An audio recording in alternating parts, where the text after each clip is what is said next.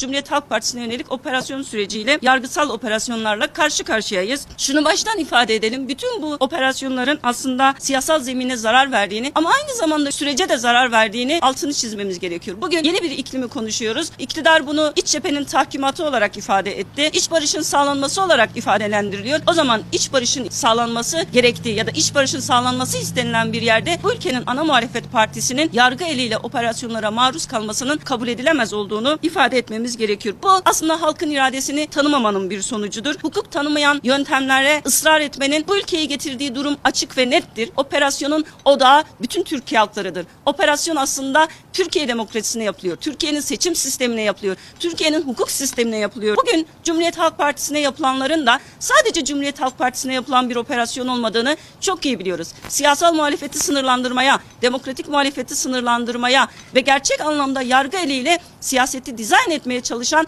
bir süreçle karşı karşıyayız. Haksız, hukuksuz ve olduğunun da altını çizmek istiyoruz. Bugün olması gereken yargı eliyle kayyum atamak değildir. Bugün artık belediyelerden çıkıp il örgütlerine kayyum atanıyorsa, genel kongreler iptal edilip kurultaylara bir ana muhalefet partisinin ne kayyum atanmak konuşuluyorsa, bu Türkiye'nin demokraside ne kadar büyük kan kaybettiğinin, demokraside ne kadar gerilediğinin açık ve net göstergesidir.